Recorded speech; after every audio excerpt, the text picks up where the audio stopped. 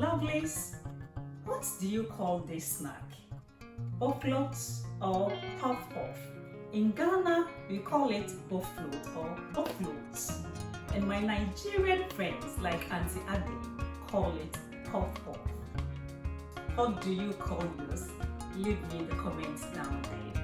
I normally have this with some Hausa cocoa.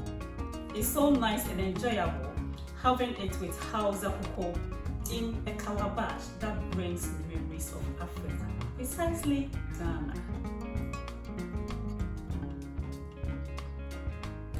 So yummy!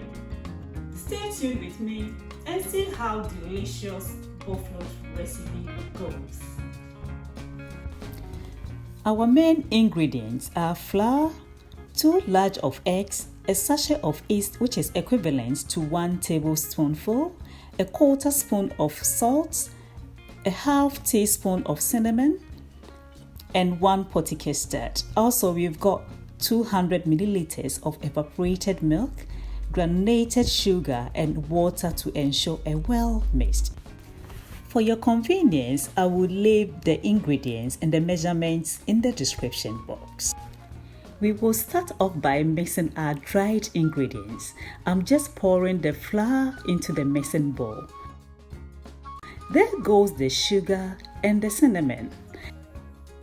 I like incorporating cinnamon in my puff-puff because of its nutritional benefit. Do you know cinnamon lowers blood sugar levels and has a powerful anti-diabetic effect? It's also high in substance with powerful medicinal properties. There goes our salt, the yeast, and then I'm just going to give it a stir to ensure a perfect mix. I want to take this opportunity to thank each and every one of you for your support from day one up to this stage. You know, it's highly appreciated.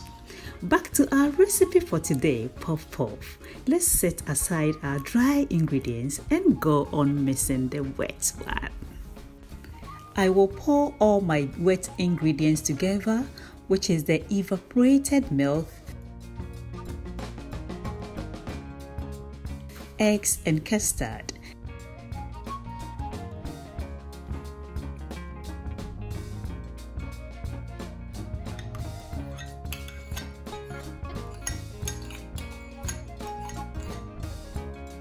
And then give it a good whisk till it's well combined.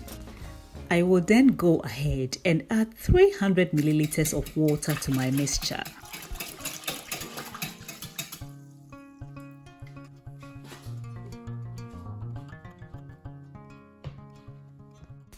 This stage, add the dry and wet mixture together, mix them well to ensure a perfect mixture.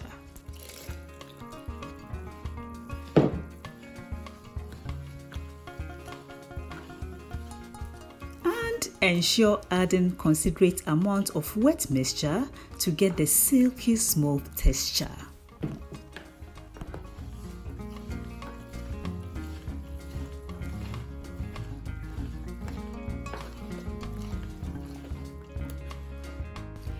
When you get to this stage, it is advisable to use your hands to mix to avoid lumps. I love my Bofrot to be soft and squishy, so this is the consistency I'm going for. I'm just happy with it.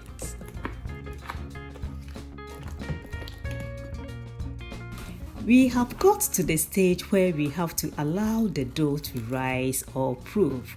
So I'm covering it with a cling film and leave it in a warm, dry place to facilitate the rising process.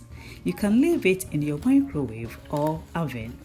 I'm leaving mine in my oven today. And one tip, because of the active yeast, please do not leave your dough to rise over an hour, as it can ferment and turn sour.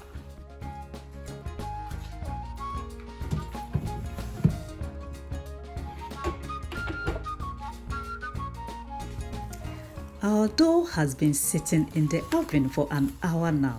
Check it out. The yeast has done a marvelous job by causing the dough to rise. And as you can see, it has doubled in size and ready to fry. I will go ahead and use my hand to beat the dough to get the inflated air out before frying.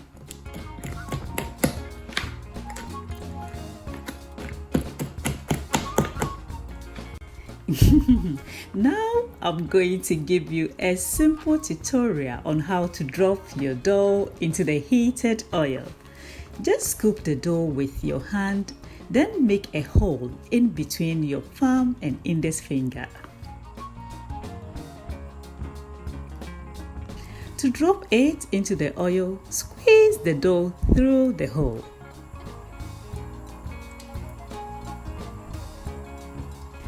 And another caution here, guys. You must make sure your oil is preheated on a medium heat for about 4 minutes before dropping your dough in the oil, else your oil will soak up the dough.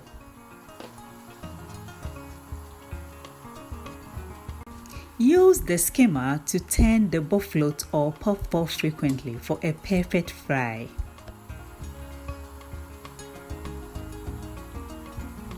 Now we have got to the cook test. Push a toothpick through your Bofrot or puff. If the stick comes out with the dough mixture, then it is not ready. When it comes out dry, then your puff or Bofrot is ready. As you can see, I have a kitchen towel on the tray to soak up the excess oil from the Bofrot or puff. You can enjoy this with cold or warm beverage of your choice. I prefer mine with porridge, especially Hausa cocoa. I hope you try this recipe and leave me a comment.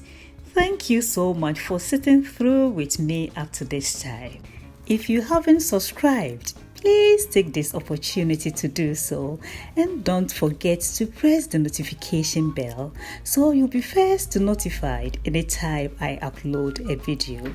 Till we meet again, stay safe and bye for now.